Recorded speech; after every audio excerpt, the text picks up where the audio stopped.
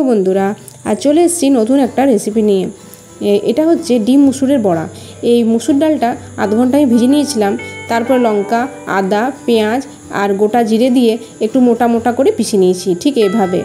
এবারে আমি মোটা মোটা করে পেঁয়াজ কেটেছি, রসুন গোটা গোটা রেখেছি আর লঙ্কা, আর তার সাথে আমি আতপ চালের গুঁড়ো মিশিয়ে দুটো ডিম দিয়ে দেবো, আর তার সাথে মুসুর ডালটা।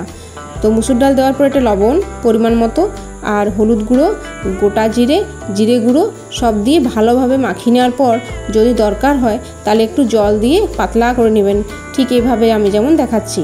তারপরে কড়াইয়ের গরম করে কড়াইয়ের মধ্যে ব্যাটারটা একটু একটু করে দিতে থাকবেন।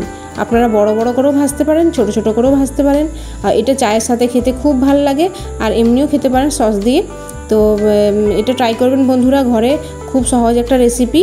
শুধু ঘরের মধ্যে আতপ চাল থাকলেই হলো, আতপ চাল ভিজিয়ে একটু বেটে নিলেই এই রেসিপিটা রেডি হয়ে যাবে।